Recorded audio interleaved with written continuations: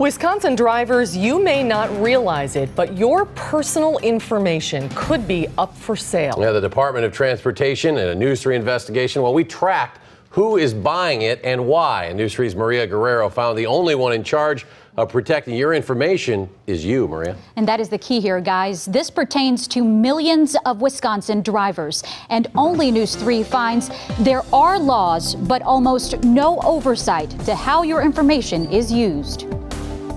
1, 2, 3. Great, thank you, Robert. Before you become an official Wisconsin driver, you've got time to consider two personal decisions. Did you wish to be recorded as a potential organ donor today? Then there's another inquiry. It was kind of small. I didn't really notice it first. One you may not have even seen. Please check the box if you wish to have your name/address withheld from lists the department sells. It's not just your name and address, but also date of birth, gender, driver's license number, and driving status, all up for sale if you don't check this box. Wisconsin is an open record state, and by that, Wisconsin presumes that the public has a right to know about information contained within the government records. Taquania Smith administers state and federal laws at the Wisconsin DOT.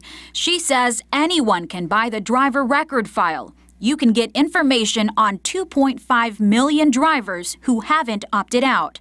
Federal law defines who can get it and how they can use it. And the DPPA authorizes us to disclose that file to anyone meeting that criteria. But a News 3 investigation finds no state or federal agency tracks who's buying your information or what they use it for. Simply put, you check the right box, you get the information, no questions asked, no follow-up, period.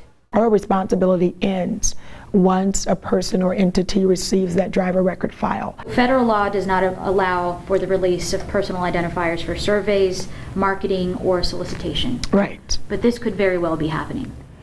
It could. We don't know if it is. We filled out the form properly. We sent it in. They sent back the data. I mean, I think they knew what we're doing. In 2009, Mark Grebner, president of Practical Political Consulting in Michigan, says he set out to update his Wisconsin voter file. The voter lists that we sell, the candidates want to know how old people are. But because Wisconsin's voter file does not include date of birth, Practical Political then looked to the DOT. The firm then matched name, address from both files and added date of birth to the voter list it then sells to several Wisconsin campaign consultants.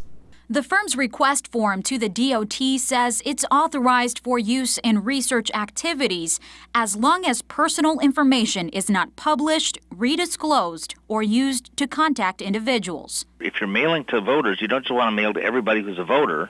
You want to mail to people for whom some issue is important or who are likely to vote in a given election or whatever. We don't take a position on anyone's use of the records we provide. That enforcement process is for the Department of Justice. If there's a Department of Justice face, if you will, in the district, I would be the head of that office. John Vaudry is the U.S. Attorney for Wisconsin's Western District. We get complaints, we assess facts, we decide if anything should be done. So on this specific one, Maria, I can't hazard an opinion. You can't tell me if this is a violation. Right. Vaudry says his office has only received one complaint about 5 years ago. We've never actually prosecuted or gone to the next level with anything like this. It is a complex and sometimes overlooked law. I'm getting a new license. That starts with a decision at the DMV. And I did check it, so I don't, I don't want it on the list that they sell. But yeah, I guess it'd be nice if they clarified a little bit. And we should note, under the DPPA, date of birth is not considered personal information and therefore not protected. Mark Grebner, who says he doesn't think he violated this federal law, adds either way, he really didn't find the driver record file useful, so he probably will not be buying it again. Boy, this information is a real eye-opener. It's going to be a real eye-opener for a lot of people. And this is part one of your investigation. You have more on this story coming up tonight at 10. Yeah, part two of my investigation, Susan. The state of Wisconsin is making making millions off selling a second list with your personal information. Your entire driving record is also up for sale. We are following the money and telling you how you can protect your information tonight on News 3 at 10 in HD. Interesting story. We look forward to seeing it. Maria Guerrero. Maria, thank you very much.